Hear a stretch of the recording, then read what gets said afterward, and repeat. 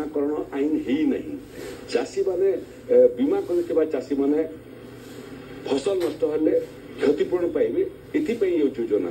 तेणु मोर परामर्श जो मैंने अच्छा बीमा कंपनी माने संवेदनशील हूँ एवं फसल बीमा आईन रो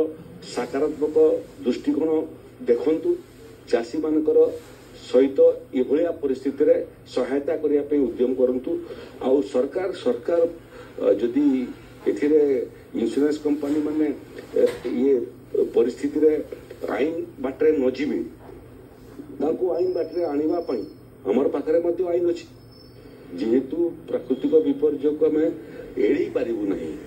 प्राकृतिक विपर्यय को सामना करने पड़ो सरकार संवेदनशीलता सहित या बाबद अध्ययन करुँच इंश्योरेंस कंपनी मानकर टालटुल नीति अतीत आम देखी एथर किंतु तांको तागिद कराई